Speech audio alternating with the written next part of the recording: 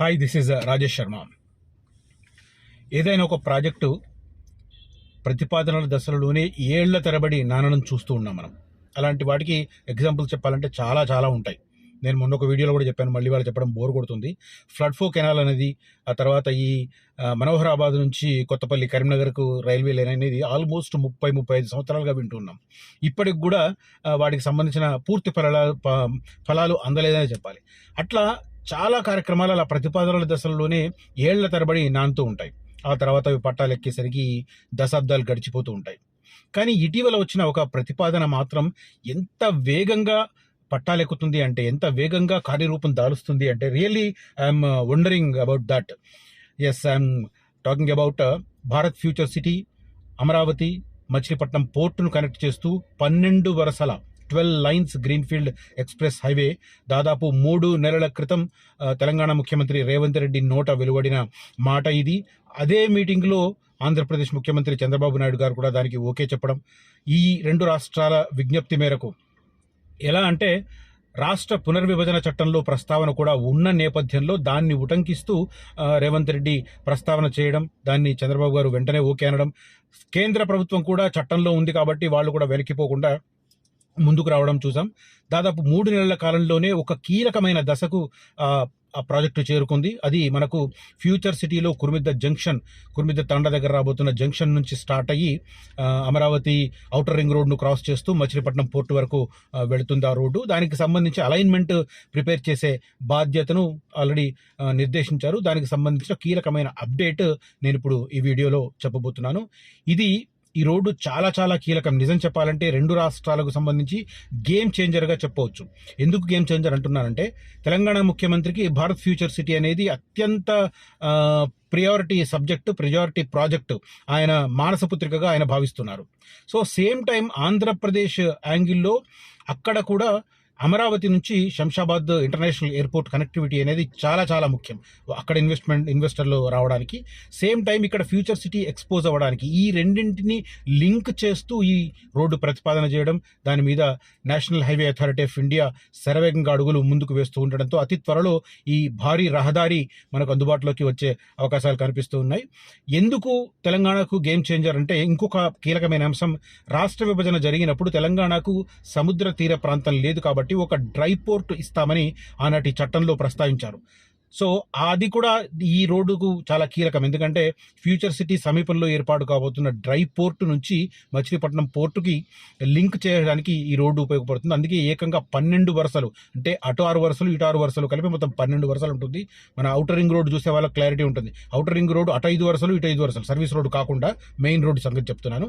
దానికంటే ఇంకొక వరుస అటొక్కటి ఇటొకటి ఎక్స్ట్రా అనమాట. మొత్తం 6 వరుసలు ఇటు 6 వరుసలు ఇటు కలిపి 12 వరుసల గ్రీన్ఫీల్డ్ ఎక్స్ప్రెస్ హైవే ఇది.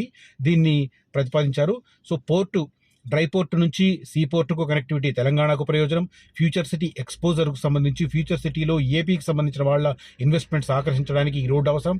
దాంతోపాటు ఆంధ్రప్రదేశ్కు ఇంటర్నేషనల్ ఎయిర్పోర్టు అత్యంత సమీపంలో ఉన్నది శంషాబాద్. అఫ్కోర్స్ గన్నవరాన్ని ఇంటర్నేషనల్ డెస్టినేషన్గా మార్చడానికి ప్రయత్నం చేస్తున్నప్పటికీ హైదరాబాద్ స్థాయికి గన్నవరం ఎయిర్పోర్ట్ రావాలంటే it takes longer time. I know, నాకు కాదు అందరికీ తెలుసు, అది కొద్దిగా ఆలోచించే వారికి అర్థమవుతుంది అది.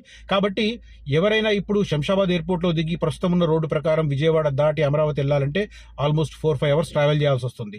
ఈ గ్రీన్ఫీల్డ్ ఎక్స్ప్రెస్ హైవే ద్వారా ఎవరైనా శంషాబాద్ ఎయిర్పోర్ట్లో దిగి ఆంధ్రప్రదేశ్ రాజధాని అమరావతికి వెళ్ళాలంటే కేవలం 2-3 గంటల్లో వెళ్ళే అవకాశం ఉంటుంది. కాబట్టి ఏపీ కూడా దానికి సంబంధించిన ప్రియారిటీ ఇచ్చింది.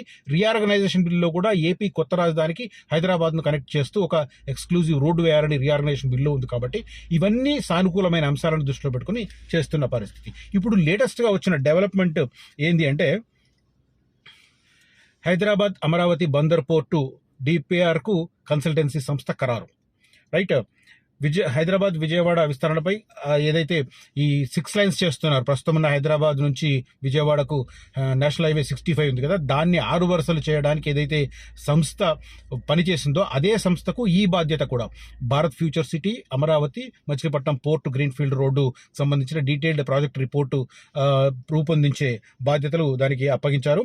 హైదరాబాద్ ఫ్యూచర్ సిటీ నుంచి అమరావతి మీదుగా బందర్ పోర్టు వరకు నిర్మించనున్న గ్రీన్ఫీల్డ్ ఎక్స్ప్రెస్ హైవే డిపిఆర్ కోసం కన్సల్టెన్సీ సంస్థపై జాతీయ రహదారుల ప్రాధికార సంస్థ NHAI ఒక నిర్ణయం తీసుకుంది.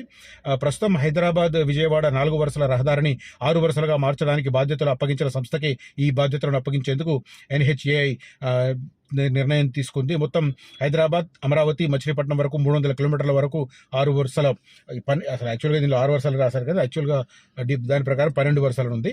మొత్తం DPR రూపకల్పనకే 15 కోట్ల రూపాయలు ఖర్చు అవుతుందని అంచనా వేశారు. 3 నెలల్లో ఈ అలైన్మెంట్ వివరాలను కన్సల్టెన్సీ, ఇప్పుడు ప్రాథమికంగా అదైతే NHAI స్వయంగా అలైన్మెంట్ చేస్తుందో, అంటే తెలంగాణ పరిధి వరకు తెలంగాణ ప్రభుత్వం, ఏపీ పరిధిలో ఉన్న దానికి ఏపీ ప్రభుత్వం, ఇద్దరు వేరువేరు అలైన్మెంట్లను national highway authority of India ఇచ్చారు. వారు దాని మీద స్టడీ చేస్తున్నారు. వారు స్టడీ చేసిన ఆ ప్రాథమిక స్టడీ రిపోర్టును ఈ కన్సల్టెన్సీ సంస్థకి ఇస్తే వారు 3 నెలల్లో దీనికి సంబంధించిన కార్యాచరణ మీద దృష్టి పెట్టే అవకాశం కనిపిస్తుంది. ఇందులో ఏముంటుందంటే traffic survey, agriculture areas, non agriculture భూములు, అటవీ ప్రాంతాలు, చెరువులు, కుంటలు, వీటికి సంబంధించి దారిలో ఎక్కడెక్కడ వస్తున్నాయనేది సమగ్రంగా స్టడీ చేస్తారు.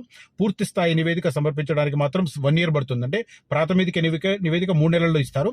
దాన్ని NHAI సెంట్రల్ గవర్నమెంట్కి సబ్మిట్ చేస్తుంది. ఒక అవగాహన వస్తుంది. ఆ తర్వాత డీటెయిల్డ్గా గ్రౌండ్ పూర్తిగా రావాలి అంటే దానికి సంబంధించి సపరేట్గా సంవత్సరం పట్టే అవకాశం ఉంది. ఆల్రెడీ ఈ డ్రోన్ సహాయంతో NHAIకి సంబంధించిన విభాగాలు ఈ రూట్నంతా ఒక ఫైనల్ చేస్తున్నారు. వాళ్ళు సేకరించిన సమాచారాన్ని, వాళ్ళు రూపొందించిన అలైన్మెంట్ని ఈ ప్రైవేట్ సంస్థకి ఇస్తే వాళ్ళు దాని ఆధారంగా చేస్తారు. ఈ మొత్తం వ్యవహారంలో కూడా ట్రాఫిక్ సర్వే చాలా కీలకం. ఈ గ్రీన్ఫీల్డ్ ఎక్స్ప్రెస్ హైవేకి ట్రాఫిక్ సర్వే కీలకం కానుంది. దీని ప్రకారమే 4 లేదా 6 నెలల్లో దీనికి సంబంధించిన క్లారిటీ వస్తుంది. ట్రాఫిక్ సర్వే ఆధారంగానే సెంట్రల్ గవర్నమెంట్ ఫైనల్ చేస్తుంది అనేది ప్రధానమైన ఇంట్రెస్ట్. దీనికి సంబంధించి ప్రాథమిక నివేదిక 3 నెలల్లో ఇచ్చి పూర్తి స్థాయి నివేదిక 1 yearలో ఇస్తారు.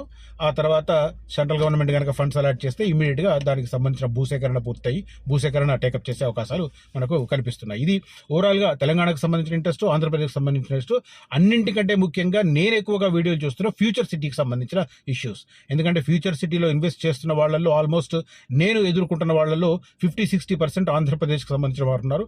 ఇప్పుడు ఆ సంఖ్య మరింత పెరిగే అవకాశం ఉంది. ఎందుకంటే ఫ్యూచర్ సిటీ ఇన్వెస్ట్మెంట్ అనేది ఎంతవరకు లాభాలు ఇస్తుంది అనేది వారికి క్లారిటీ ఉంది. ఏపీ నుంచి చాలా మంది ఇన్వెస్ట్ చేస్తున్నారు. సో ఈ రోడ్డు కనుక పూర్తయితే వారు ఇప్పుడు విజయవాడ నుంచి కానీ, గుంటూరు నుంచి కానీ, లేదా ప్రకాశం జిల్లా నుంచి కానీ ఒకవేళ ఫాస్ట్గా ఫ్యూచర్ సిటీకి చేరుకోవాలంటే ఇప్పుడున్న ఎగ్జిస్టింగ్ రోడ్స్ కాకుండా ఈ రోడ్డు ద్వారా కనుక రాగలిగితే చాలా ఫాస్ట్గా రీచ్ అయ్యే అవకాశం ఉంటుంది. కాబట్టి వారికి కూడా చాలా ఇంట్రెస్ట్ కనిపిస్తుంది. ఈ రోడ్డును దృష్టిలో పెట్టుకుని ఇన్వెస్టర్స్ సంఖ్య కూడా గణనీయంగా పెరిగే అవకాశాలు మనకు పుష్కలంగా కనిపిస్తున్న పరిస్థితి. రైట్, ఇది ఫ్యూచర్ సిటీ అమరావతి బందర్ పోర్ట్ను కనెక్ట్ చేస్తూ రాబోతున్న గ్రీన్ఫీల్డ్ ఎక్స్ప్రెస్ హైవేకి సంబంధించిన లేటెస్ట్ అప్డేట్. ఈ కంటెంట్ కనుక నచ్చితే ఈ వీడియోను లైక్ చేయండి, షేర్ చేయండి, ఈ వీడియోను హైప్ చేయమని చెప్పి రిక్వెస్ట్ చేస్తున్నాను. అదే రకంగా ఫ్యూచర్ సిటీ అనేది వచ్చే 10-15 సంవత్సరాల ఇన్వెస్ట్మెంట్కు మాత్రం అద్భుతమైన ఏరియా. గవర్నమెంట్లు ఎవరొచ్చినా కూడా ఖచ్చితంగా అటువైపే ఫోకస్ చేయాల్సిన పరిస్థితి. ప్రధానమైన రీజన్ శంషాబాద్ ఎయిర్పోర్ట్ అయితే, రెండో ప్రధానమైన రీజన్ ఏంటంటే అక్కడ ల్యాండ్ అవైలబిలిటీ ఎక్కువగా ఉండడం. గత ప్రభుత్వం అటువైపే ఫోకస్ చేస్తుంది, ప్రస్తుతం ప్రభుత్వం అటువైపే ఫోకస్ చేస్తుంది. రేపు పొద్దున గత పాలకులు మళ్ళీ వచ్చినా లేదా కొత్త వాళ్ళు వచ్చినా వీళ్ళే కంటిన్యూ అయినా కూడా అటువైపే సిటీ ఎక్స్పాన్షన్ కంపల్సరీగా ఉంటుంది. దీనికి ప్రధానమైన కారణం హైదరాబాద్ జనాభా పెరుగుదల ఉండడం. కాబట్టి దాన్ని దృష్టిలో పెట్టుకొని అటువైపు ఎక్స్పాన్షన్గా స్కోప్ ఉంది. దానికి ఈ ప్రధానమైన సానుకూలమైన అంశాలు కనిపిస్తున్నాయి. అటువైపు ఫ్యూచర్ సిటీ వైపు ఇన్వెస్ట్ చేయాలనుకున్న వారు మాత్రం కనిపిస్తున్న నెంబర్లో కాంటాక్ట్ చేయవచ్చు. జెన్యూన్ ఏరియాస్, అన్ని అప్రూవల్స్ ఉన్నవి, పర్ఫెక్ట్గా ఉన్నవి, లింక్ డాక్యుమెంట్స్ పర్ఫెక్ట్గా ఉన్నవి మాత్రమే సజెస్ట్ చేస్తాను. దయచేసి లేఅవుట్ అప్రూవల్స్ లేని వాటిల్లో ఇన్వెస్ట్ చేయొద్దు. తర్వాత అనవసరమైన తలనొప్పులకు మీరు తెచ్చుకోవద్దు అని చెప్పి నేను రిక్వెస్ట్ చేస్తున్నాను.